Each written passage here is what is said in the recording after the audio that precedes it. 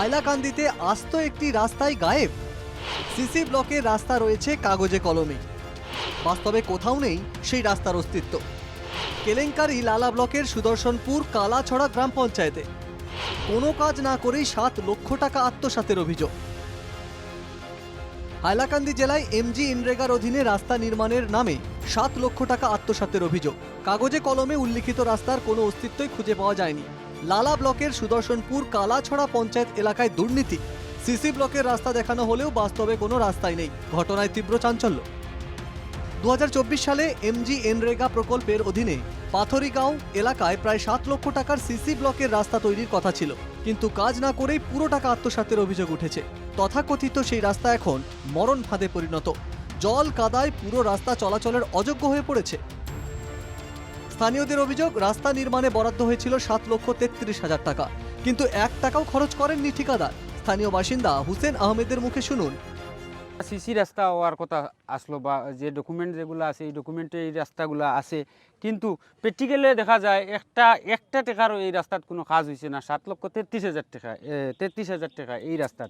শুধু এই রাস্তা না, এই যে এমজি এনরেগার যে স্কিমগুলো আছে বা অন্য রাস্তা আছে, সঠিক ইনকোয়ারি করলে এটাও আপনারা দেখতে পাইবা।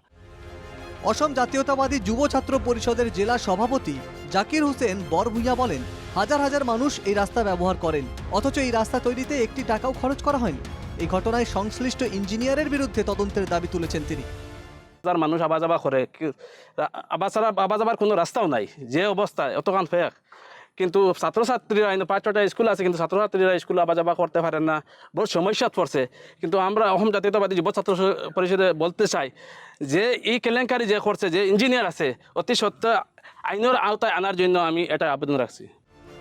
কালীনগর পাইকান জেলা পরিষদ সদস্য কবির উদ্দিন লস্কর বলেন, এই দুর্নীতি কোনোভাবেই মেনে নেওয়া হবে না।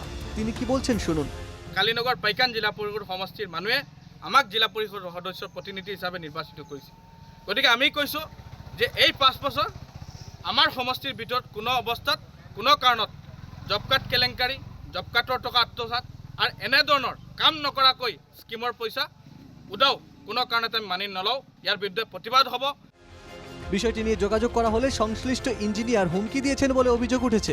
এ নিয়ে স্থানীয় বাসিন্দা সাহারউদ্দিন বরভূঁইয়া বলেন, সুদর্শনপুর পার্ট 2 একটু রাস্তার কাজে 7,35,000 টাকা স্কিমটা উঠা নিয়ে গেছি। আমরা ইঞ্জিনিয়ারের সাথে যোগাযোগ করার পরে ইঞ্জিনিয়ারে আরও আমরা অনেক দমকি দেন, তাই কোন পারলে কেস করে দিও, জিও করে দিও, তাই ইনকোয়ারি তো আইন না কিছু না। তার বাদে তাই ফোন করার পরে অনেক দমকি দেওয়ার পরে তাই কোন কেস করে দেবো, এরকম করো। রাস্তা নির্মাণের নামে এই দুর্নীতির ঘটনায় ক্ষোভে ফুঁসছেন এলাকার মানুষ। রাস্তা বলতে 1 হাঁটু কাদা।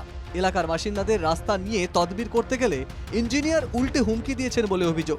দিনে দুপুরে ডাকাতির মতো এই কেলেঙ্কারির তদন্তের দাবি উঠছে। দুর্নীতিতে জড়িতদের বিরুদ্ধে আইনি পদক্ষেপেরও দাবি তুলেছেন বাসিন্দারা। প্রশাসন কি পদক্ষেপ নেয় সেটা এখন দেখার। হাইলাকান্দি থেকে অমিতাভ শর্মার রিপোর্ট, NKTV বাংলা।